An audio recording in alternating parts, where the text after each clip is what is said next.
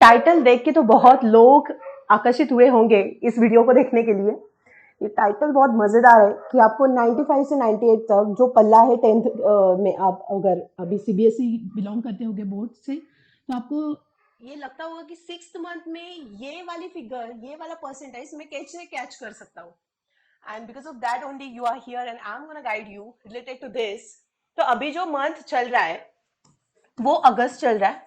अगस्त से लेके फरवरी तक पूरा पोर्शन कैसे कंप्लीट करना है, पेपर्स का प्रेजेंटेशन कैसे होना चाहिए, टाइम मैनेजमेंट के कौन से ट्रिक्स एंड टिप्स हो सकते हैं, and the very most important thing कि ये सारा करके वो जो 3 घंटे होते हैं उस 3 घंटे में ये पूरे साल का इवोल्यूशन कैसे डेडिकेटली थ्रो करना है। Welcome to ANJ academy, my name is Anuja Jadhav and I am gonna guide you on this. So let's get started. आपके पास अगस्त से लेके फरवरी तक, तो आज अगर आप पकड़ लो राउंड अबाउट 15 टू 15 फेब तक आपको 6 महीने हैं, और ये 6 महीनों में आपको कम से कम 180 डेज तो मिल रहे हैं, है ना, राइट। इस 180 डेज में आपके प्रीलियम्स, स्कूल के ट्यूशंस के प्रीलियम्स और आपके प्रैक्टिकल्स, इस सब चीज़ों को अगर एक साइड में रख दिया जाए तो कम से कम आपके हाथ में आज के तारीख के 100 डेज अवेलेबल है। तो ये 100 डेज में आपका पूरा पोर्शन भी खत्म होना है, आपको प्रैक्टिस भी करनी है, और इसलिए आपको डेली रूटीन पे आपका टाइम टेबल कैसे स्केड्यूल करना है वो मैं आज आपको बताने वाली हूँ। सो let's get started with this. Very first thing, आपका जो स्कूलिंग टाइम होगा, एक तो आपके पास है 24 आवर्स बाय द वे पूरे दिन के, उसमें से आपका 6 घंटे स्कूल, उसके बाद 2 घंटे आपके ट्यूशंस होंगी, उसके बाद 2 घंटे आपका खाना पीना, ट्रैवलिंग का आना जाना, और 1 घंटा आपको देते हैं फ्री टाइम जिसमें आप म्यूजिक सुनोगे, रील्स बिल्कुल भी नहीं देखोगे।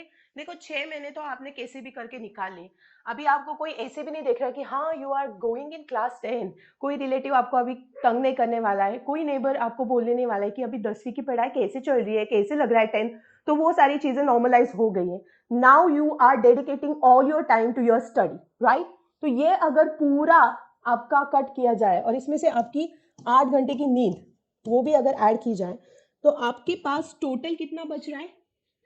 6 4 11 plus 1, this is all total 11 and ये 19। सो 24 में से अगर 19 हटा दोगे तो कितना मिलेगा? 5 आवर्स। सो आपके पास अभी टोटल कितने आवर्स है? 5 आवर्स डेली।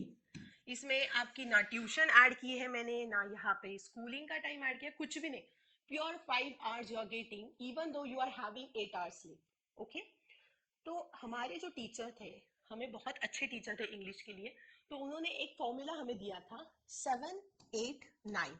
मतलब 9 घंटे आपको जो करना है आप करो, 8 घंटे स्लीप होनी चाहिए और 7 घंटे आपको पढ़ना है। और ये हमें मिला था जब नवंबर का महीना चालू हुआ था। now you are having August ना, so you can invest your 5 hours in study। ठीक है। इनमें से सबसे अहम बात यह है कि 5 hours के लिए आपके पास 5 सब्जेक्ट्स है, and in those 5 subjects you have this.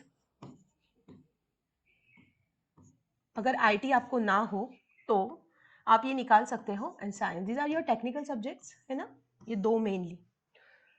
तो ये 5 आवर्स में से 1 घंटा आपको रोज मैथ्स के लिए देना है। इसमें से आप स्टार्ट कर सकते हो आपकी एक्सरसाइज से, जो भी एनसीईआरटी के एक्सरसाइज है वो थोरोली कर लेना। उसके बाद आपको अगर पीवाईक्यू करने हैं तो आपको पता है ओसवाल का जो बुक है वो बहुत अच्छा है, कारागिर है, तो वो आप ले सकते हो। वो जो भी रिसेंट एडिशन में होगा वो आप परचेज कर लो, उसमें से आप PYQ, previous year question solve करना स्टार्ट कर दो। ओके। तो ये 1 आवर आपका पूरा हो गया, बचे 4 आवर्स। इसमें जब सुबह आप उठोगे तो आप एसएसटी का, उसमें से हिस्ट्री का कौन सा भी एक टॉपिक स्टार्ट करना रीडिंग के लिए। मैं बोलूंगी कि आपको अगस्त महीने से ही एसएसटी की तैयारी चालू करनी कोई जरूरत नहीं है, सिर्फ आप गो थ्रू करना चैप्टर्स से, जो भी चैप्टर आपके हो चुके हैं। इससे क्या होगा, जो इंफॉर्मेशन आपके पास सबकॉन्शियस माइंड में जाएगी वो बाद में जब आप पेपर लिखोगे तो वो पूरी की पूरी इंफॉर्मेशन आपको ब्रेन रिमाइंड कर देगा कि हाँ ये वाला टॉपिक, ये वाला टॉपिक, ये टॉपिक। तो you will be very confident related to the non technical subjects, और इसका आपको साइंस और मैथ्स की पूरा फाउंडेशन क्लियर करने में बहुत हेल्प होगी। ठीक है, तो आपकी जो भी लैंग्वेजेस होगी, जैसे हिंदी हो गया, इंग्लिश हो गया और एसएसटी, तो ये सारा सुबह जो 1 घंटा आपको मिलता है 1 आवर मॉर्निंग रीडिंग में, ये चालू कर दो। ठीक है, एक्सक्यूज मी। तो आपका 1 घंटा नॉन टेक्निकल के लिए हुआ, 1 घंटा आपका किस चीज के लिए हुआ, मैथ्स के लिए हुआ। बचे आपके 3 घंटे। इस 3 घंटे में आपको साइंस को बाइफर्केट करना है। ठीक है, इस 3 घंटे में से 1 घंटा आप क्या करोगे, साइंस के लिए रखोगे। साइंस में बहुत चीजें होती हैं। एक तो सबसे पहली आपके एमसीक्यूज, वो आप अच्छे से कर लेना। एमसीक्यूज के लिए आप पूरे वीक में से 1 घंटा बिल्कुल भी बिना भूले देना, बिकॉज एमसीक्यूज बहुत ज्यादा ऑब्जेक्टिव आने लगे। दूसरी चीज केस स्टडी। केस स्टडी के लिए आपको क्या करना है, पूरा चैप्टर एनसीईआरटी अच्छे से रीड करना है। तो ये साइंस का आप कब लोगे, साइंस का आप लोगे जब रात के 9 से 10 बजे का टाइमिंग होगा। लेट सपोज आप 10 बजे सो रहे हो, उससे 1 घंटा पहले आप एनसीईआरटी रीडिंग करोगे। किस चीज का, साइंस का। ठीक है, ओके, गॉट इट। तो 1 घंटा मैथ के लिए हो गया, 1 घंटा सुबह मॉर्निंग का इंग्लिश, उसके बाद हिंदी, उसके बाद एसएसटी, उसके लिए हो गया। और उसके बाद you are going to invest your rest of 1 hour before sleeping in science. Okay, आपका ये चीज हो गया। उसके बाद आता है प्रेजेंटेशन। ठीक है, प्रेजेंटेशन के लिए आपको बहुत इजी टिप बताती हूँ।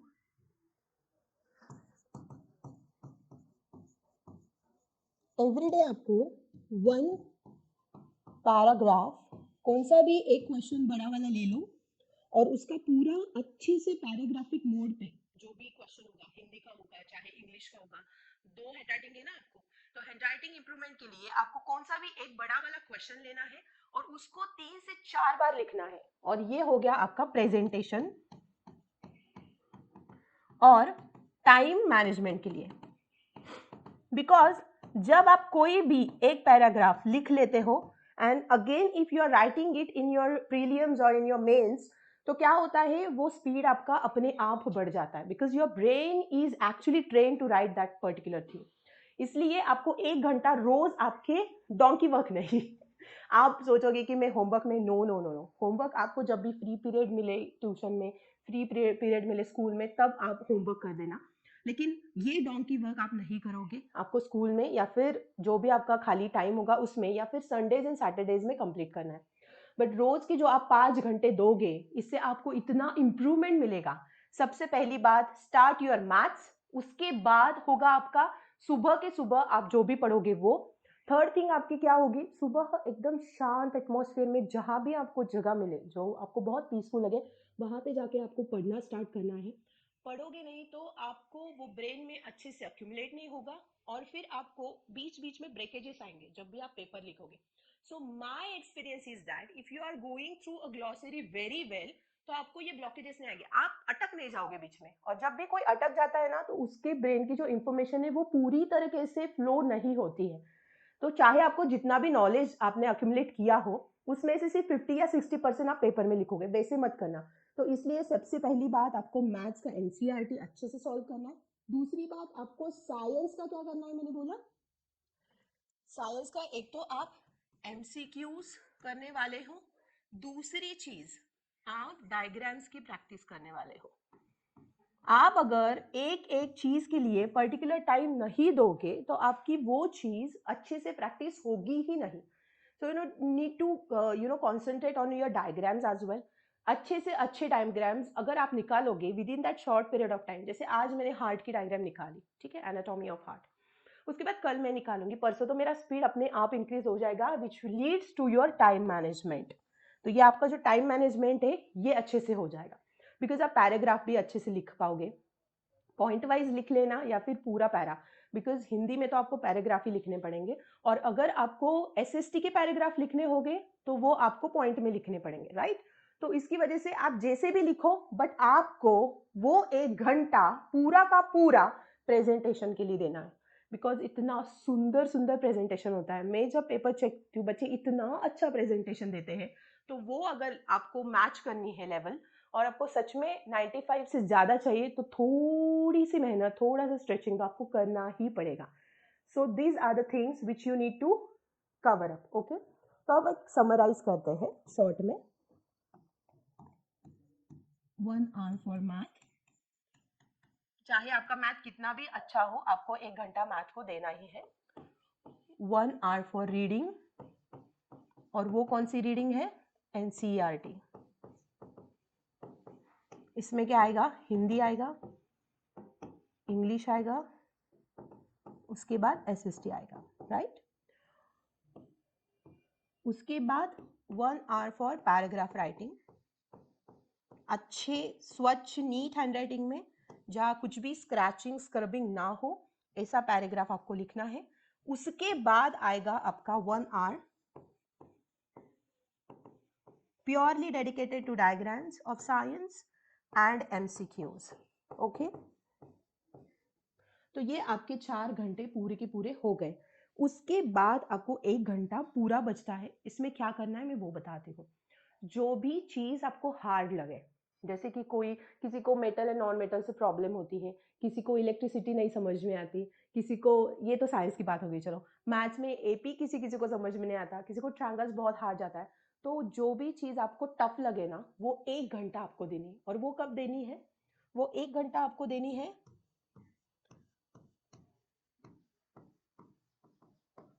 Before your dinner. तो डिनर से पहले आपको क्या करना है?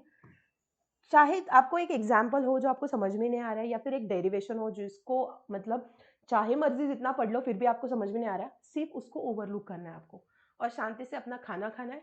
खाना खाने के बाद you need to get into your science, जो मैंने बताया है, उसके एमसीक्यूज आपको सॉल्व करने हैं।